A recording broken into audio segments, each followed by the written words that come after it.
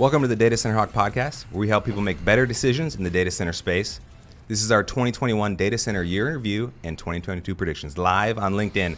I'm Mike Netzer, joined by the man who has given up soda at least until the end of the year, maybe longer. Data Center Hawk founder and CEO, David Liggett. David, good to be with you today. Thank you very much, Mike. Great to be with everyone on LinkedIn Live. Thanks for joining. And we're really excited to talk about what we've seen in 2021 in the data center industry and what's going to happen, what we believe is going to happen in 2022. And I have given up soda, but I have not given up coffee. So I'm going to be okay. You could do that, yes. All right, quick intro for those who are not familiar. We are Data Center Hawk. We track the data center sector of commercial real estate. You can find more information at datacenterhawk.com. I'm sure we'll have links below. If you'd like to connect with the team, you can sign up for our newsletter, even book some time with us through the site. Since we are live, you can put your questions in the chat below, and we'll answer them at the end. All right, David, so let's talk 2021 first, year in review. What are some of the major themes you saw throughout 2021? Yeah, great question. Let me hit on a few of them. One is we saw healthier demand in North America from a North America absorption perspective. And let me set the framework there. In 2018, we saw the most demand we'd ever seen in the data center market. 2019 was more of a digestion year. 2020, it again rose to a historical level. Hey, what happened in 2020 that drove that? Is there a significant event? You would think it was just the pandemic, but it was actually additional growth that was already taking place in 2020. And in 2021 at the beginning, we thought that the growth would be strong, probably not as strong as 2021, and I think that's accurate. When you talk about growth in the United States data center market, everything typically starts with Northern Virginia. So last week, I did a 45-minute presentation on Northern Virginia alone with Data Center Dynamics. So there will be a link, I believe, in our material that you can go and watch that. It was very informative. It was a deep dive. It was ton of charts, ton of graphs, ton of commentary. So it was really good. Yeah. So what I want to do today is actually talk about some of the other larger data center markets in the U.S. and the growth that we've seen. So one of the words that we use to describe the growth in the data center market is lumpiness. There it is. And large demand in the data center industry comes irregularly, but if you look at the historical context of growth, it can start to make sense. So if we'll put that graph up there, what I want to do is highlight the average absorption rates on an annual basis in the top 5 data center markets in the U.S. other than Northern Virginia, and where they were at the end of the third quarter.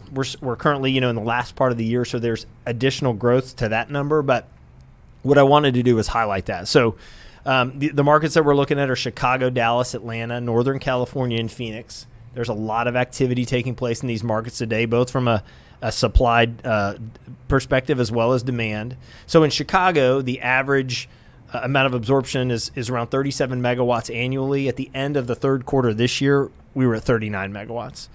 Dallas, the average is typically 30 to 32. At the end of the third quarter, we were at 24. We think we'll be above 40 by the end of the year. In Atlanta, we're typically around 17 to 18. At the end of the third quarter this year, we were at 23. In Northern California, market that you've got some of the largest data center users that are actually like headquartered in that market. Annually, it's about 39.8 megawatts. At the end of the third quarter, 37 megawatts. Phoenix, which some have nicknamed as like the cloud home of the Southwest, 24.4 megawatts is the typical absorption number on an annual basis. At the end of the third quarter, 43 megawatts. So you can see the growth that's taken place. It's certainly happened in some of these larger markets. It's also interesting and encouraging to see that growth spread out amongst major markets in the U.S. What the graph doesn't show, Mike, and to those listening, is the additional demand in other U.S. markets. So, for example, Northern New Jersey, we have seen the financial sector really come back to the co-location market, and that's really driven the growth there. There's other secondary markets like Portland, Salt Lake City, Columbus, where the demand is growing and it's starting to be strong. The other thing I would just mention here is we've also witnessed these hyperscale users actually building on their own. And so that's a demand in itself. It doesn't show up necessarily in our multi-tenant absorption numbers, but it is data center development activity that is happening in these markets, and it's become really active. Yeah, I remember we probably talked about this 18, 24 months ago, how It will be. I think we were confident that it would happen. Very healthy for the industry as we saw the demand spread out geographically across North America. And so seeing that come to fruition has been really, I think, is a good sign for the industry. Yeah, you bet. All right, let's talk a little bit about M&A. There were certainly some highly notable deals, including 2 on the same day. Let's quickly go through those. So QTS was bought by Blackstone. It was a public-to-private transaction, $10 billion. CyrusOne bought by KKR and GI Partners, $15 billion. On the same day, CoreSite bought by American Tower for $10 billion. So talk a little bit about why is that happening? Why is it significant? What's the impact it'll have on the industry? Yeah, well, a couple things. I think you need to look at the companies that were acquired and the benefits that these acquisitions provide to them. One is more capital. And as we've seen this market grow from just a scale perspective, that's extremely important. The other item that makes that really important is the global growth of our business.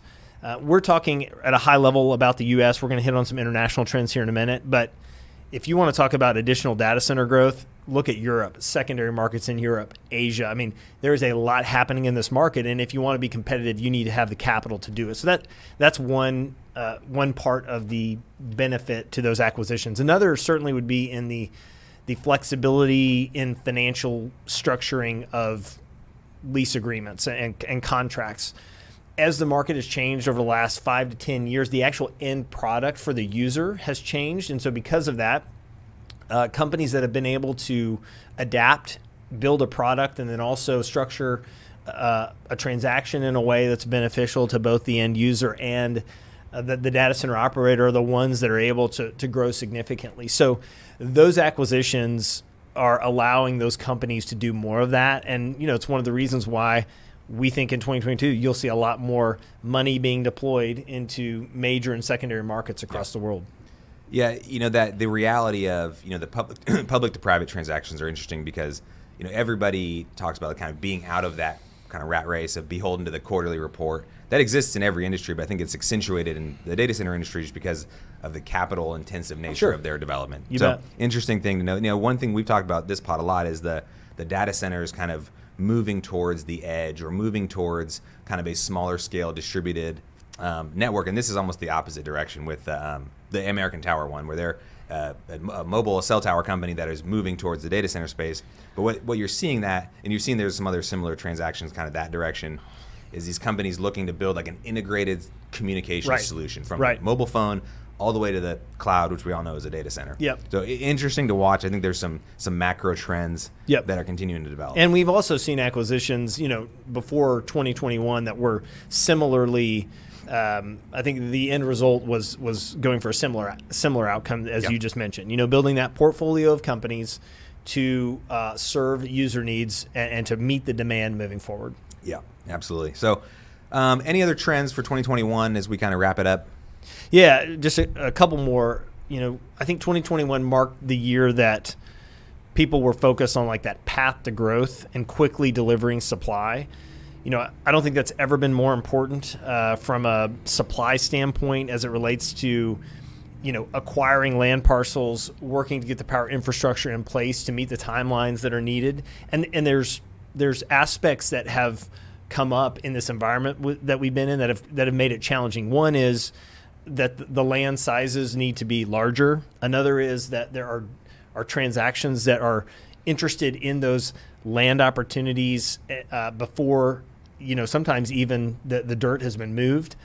And I don't think we can say this is like a run on land, but I definitely think that with as many sites that have been acquired in 2021, it's becoming a much more important part of the discussion.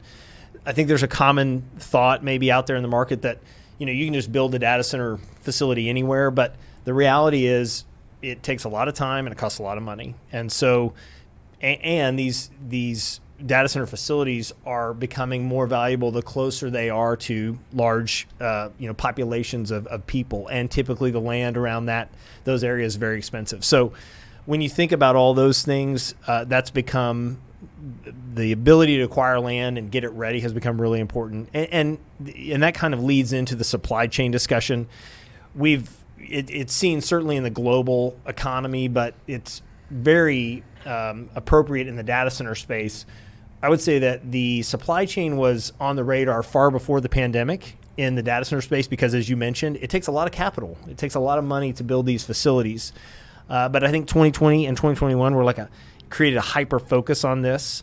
I don't believe that we've seen massive changes in delivery or anything like that in the data center space yet. I think a lot of what was bought 2 years ago, last year, is being used today. But we are hearing that there's going to be longer lead times as it relates to equipment and other things that would be needed from a data center, construction perspective. So, 2021, it was a fascinating year. 2020 was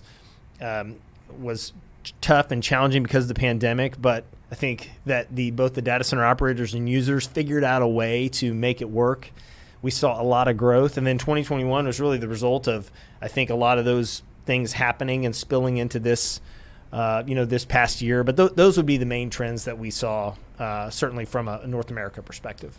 Yeah, 2020 and 2021, if you look at them together, so much happened. So much has happened. So the great news for our loyal listeners is plenty for David and I to talk about. Oh, that's right. We have pods for forever, days. Man, forever. All right, let's look forward to 2022. So when we think about a market or markets in general, it's really four main categories, like supply, demand, not unique to the data center space, vacancy, and pricing. Yeah. So let's kind of work through that rubric as far as what do you see looking forward across those kind of categories. Yeah, so let's put up that North American primary markets power graph. So this really shows how the growth has taken place as we track it at Data Center Hawk every quarter.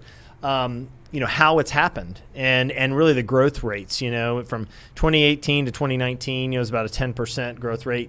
2019 to 2020, 19%, and we think there will be about 12 to 14% once this year ends. And so when we think about 2022, we actually believe that the supply will grow. More than it did in 2021. And, I think that big projects will drive a lot of this supply delivery. I think the fact that hyperscale users are executing on, both leasing their infrastructure as well as owning it, and will drive that. And also, too, turnkey and powered shell supply will be delivered to the market. So this has been a pretty big change in our market. 5 to 8 years ago, there were maybe 3 or 4 groups building a powered shell facility, which is typically, the shell, the base power delivered, but none of the infrastructure is there yet. We've seen this somewhat change because there's been more interest from larger users that want flexibility, that want to be able to execute their build profile, how they design, et cetera. And so that's something I think as well that will continue to grow the supply in the market. It's been fascinating to watch. Yeah, and I will just offer a shameless plug real quick, as I heard you mention powered shell. If any of the terms we've talked about here are unfamiliar to you, we did a whole series on data center fundamentals. You can go on YouTube and just search it. I think should come up quickly. Hopefully it's easy to find. But that's right. Check that out if anything's unfamiliar. So, all right, so moving from supply to demand, let's talk about demand. What does that look like in the industry kind of looking forward? Yeah, I really think it will grow as well in 2022 from 2021.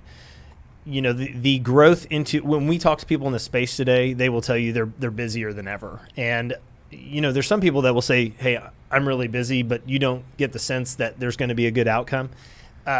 Most, if not all, believe that there are great opportunities ahead from some of the larger demand that we've seen, and so with that being said, we think that's going to carry over into 2022 and make a big difference. The other thing that I would mention, we actually mentioned this on I think the last LinkedIn Live that we did, but it's worth discussing again, which is the enterprise demand. I don't want to say resurgence, but I would say it's at a higher level than it's been in the past. And if you think about financial companies, technology companies, insurance companies that maybe pushed pause on things in 2020, they are certainly active in the market today. And we're seeing those deals get done. And I think that's encouraging. Markets like Chicago, Dallas that really thrive on that enterprise demand, it's happening. And I think there's other markets where if they had additional capacity, that capacity would be taken down as well. So the other thing I would add is think about the second generation space that's out there today. That will be something that I believe will be more and more valuable over time. I think data center operators are figuring out ways to lease that in maybe a different transaction at a lower rate, whatever that is. But as the supply gets eaten up, that second gen space will become more and more interesting. All right, so similarly, these all topics are kind of related, but look at like the vacancy as just another way to shed light on some of the macro trends that are going on. We've really seen that trend downward over the last 1 to 2 years. So talk a little bit about maybe why that is, and then what you think, will that trend continue? Yeah, one is what I just mentioned about that second generation space. There's markets where that's become attractive, and there's transactions that have been out there that has found that interesting. I think we can put up the graph on vacancy, but we've seen vacancy declines really in the top 5 markets across the U.S. So let me just highlight this. At the end of this is Atlanta, Chicago, Dallas, Northern California, Northern Virginia. At the end of 2020, Atlanta's vacancy rate was 7.3. At the end of Q3, it was 5.4. Chicago, 9.9 at the end of 2020, 6.6. Dallas, 15.7. Q3 2021, 10.3. Noticing the trend here? Northern California, 5.1, 3.4. Northern Virginia, 2.5% at the end of 2020, 1.9 at the end of Q3 2021. So that's really telling us two things. Pre-leasing is continuing, and the second-gen space is getting leased. And I really think that you will see the vacancy either stay the same or decrease, just depending on how much supply can get delivered in 2022. All right, and then what everybody would really want to know is what impact will this have on pricing? Yeah, when I started in the space a while ago, it's becoming longer and longer ago, which just shows that we're aging. You can't tell just by looking at you. I appreciate that. Pricing has historically declined, and there's a lot of people that will ask about that, and it's hard to understand. There's really two main reasons. One is the product is different today than it was 10 years ago. There's a more efficient, a less redundant data center facility being built today that's serving those needs of enterprise users and hyperscale companies than was back in 2010, 2011. And that has to do with design, electrical design, mechanical design. And so those savings have been passed on to the user. The other thing I would mention is the data center operators have become more efficient in how they deliver the product. So the pricing has decreased. The other thing I would mention is just it's more competitive. And you can go from market to market and see the quality facilities that have been built and the way that the offering has changed. It's much more now than power, space, and cooling. It is a whole understanding of your global business and how we can serve that, your connectivity needs and companies that are trying to build ecosystems where you can really expand your network over a long period of time. So when I think about pricing in 2022, there's a couple things that I think about. One is historically it's mostly decline, but I think you're starting to see a path where it could increase. And here's why. One is I think just the inflation that is out there in the market today, global economy, as well as just the rise of construction costs. I think that will play a part in some of potentially the pricing increases that you'll see moving forward. And then there's not all markets, but specific markets where you will see supply constraints. And I'll give you a good example just where we sit here in Dallas. And this is true, in other markets at that market level. But, 2 years ago, you'd be able to find 6 to 8 data centers in Dallas with 4 megawatts of contiguous space and power available. So 4 megawatt requirement, that might get done in the mid 70s from a cost perspective. Well, now in Dallas, there might be 2 facilities that can accommodate that. And maybe the next facility comes online in 6 months. So there's starting to be an argument for less supply in the market. And some leverage swinging back to the operator. Yeah, more demand. And, listen, the data center operator community is smart in that they understand, company relationships and global portfolio. But there are some changes in the environment that are happening that, that could point to that, which I think is really interesting. We've not seen that since my time in the industry. Yeah. All right, so let's talk about international. I want to give our international viewers some love because there are some.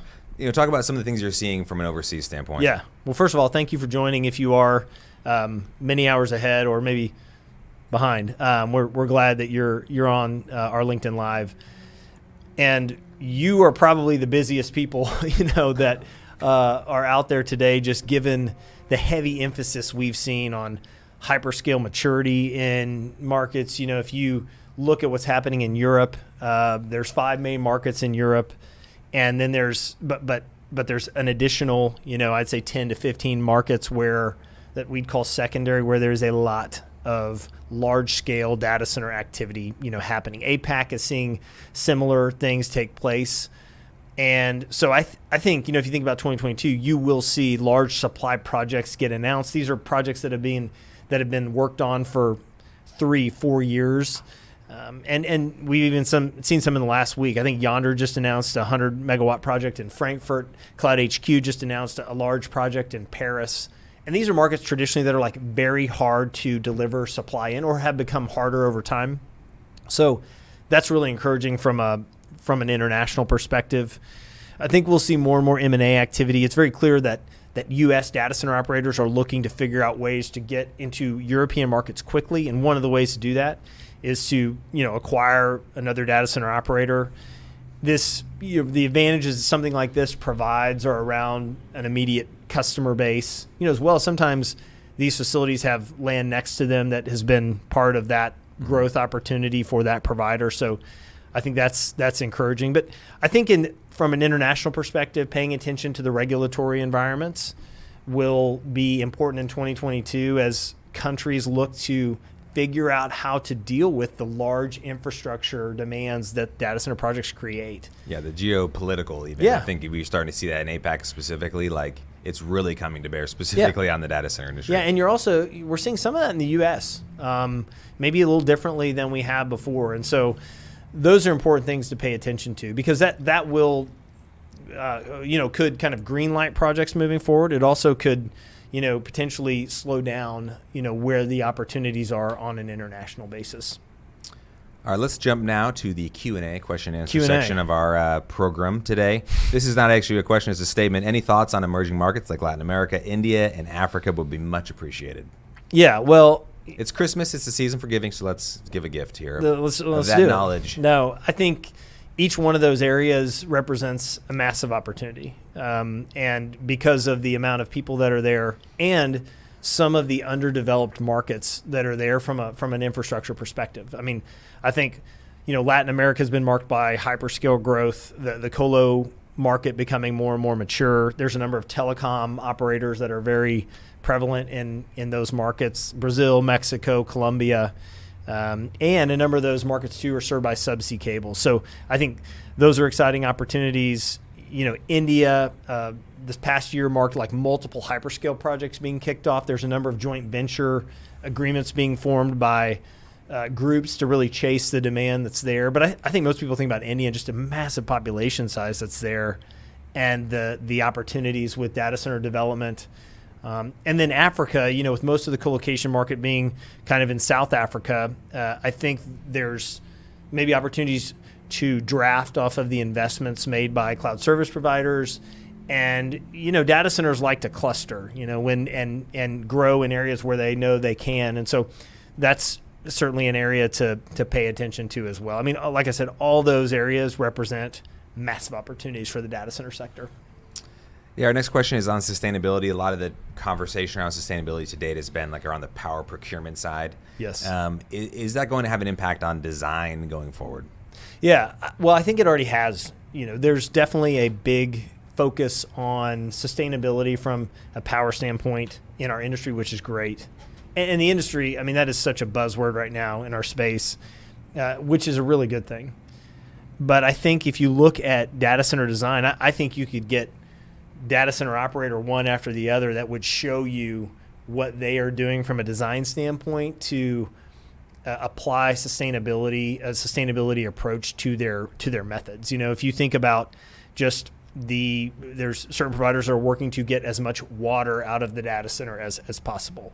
There's those that are really looking to like build their facilities from like a LEED certified side of things, which would take definitely design and construction elements into from an efficiency perspective into that process. So I think from the design standpoint that's taking place. Will it get better? Absolutely. But it's definitely on the radar of both data center operators and large data center users that are building and owning their own infrastructure. Yeah, this next one is about, it's a more geographic question around like Virginia, and we've talked about this on pods in the past. But what do you think about the growth in data centers, outside of kind of the main core of Northern Virginia? Do we see that expanding? And it asks specifically about Southern Virginia, Fredericksburg. Yeah. What do you think about that, the growth in those areas? Yeah. Well, if you've ever been to Loudoun County Parkway and Waxpool Road, that's like heart of the internet, the main of data center growth, and it really grows out from there. Loudoun County has been such a proponent of data center growth, and they have been very successful in growing that market. But land sites are getting harder and harder to find from a growth perspective there. So we have seen growth in areas like Manassas, some of the different counties that are around up north to Leesburg, and it's moving further and further out. Now, I would tell you that most people, I believe, still want to be as close to that area as we talked about, because of the benefits of being near all of that infrastructure, connectivity, the power, et cetera. But with that heavy demand in that market, in order to meet the timelines needed by some of these large companies, you're going to have to move outside. And so that's why we're seeing some of these projects moving even further south and even north, into like the Maryland area to try to capture some of the larger demand moving forward. So it's a dynamic market, and those pockets of growth will keep happening. But we are seeing companies still focus on that Ashburn, Sterling area and figure out if there's a 15, 20 acre parcel, how can I get it under contract, and when can I deliver the power? Yeah. All right. There's a handful of questions here kind of all around pricing. I think you kind of touched on some of these, so we'll kind of end with this. When you talk about pricing looking forward, is there any differentiation between like hyperscale, wholesale, and retail? As far as, you mentioned kind of the pricing starting to rebound a little bit. Is that different across those categories?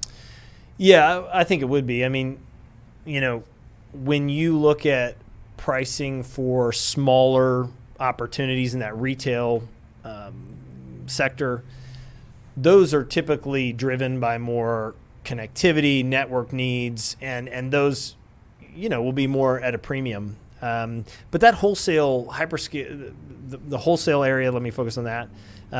I think certainly you will see that, price jump where there's limited supply. Mm-hmm. The hyperscale pricing is a bit unique because the product can be built differently. There's about 5 to 10 companies that are really driving that. So it's not hundreds of companies that are building that. So the pricing there would be, something to watch, and the pricing increases might not be as great because they've got multiple projects going on. But I certainly believe that the pricing in certain markets will increase. And each one of those, to the person that asked the question, each one of those groups is really fascinating to watch because they do have different needs. Yeah. All right, let's end it on that. David, anything else to share, kind of parting thoughts here? No, I would just say to those that have watched and been a part of our Data Center Hawk journey, we're so thankful. And from my perspective, I just want to say, Merry Christmas and Happy Holidays, and really hope that you have a great holiday season with your family. We appreciate your support. And from my standpoint, we're looking forward to a great 2022. Yeah, I'd echo all of that. A lot of familiar names on the LinkedIn Live, so great to see everyone join out today. So again, happy holidays, Merry Christmas, and we'll catch you next time. Thanks.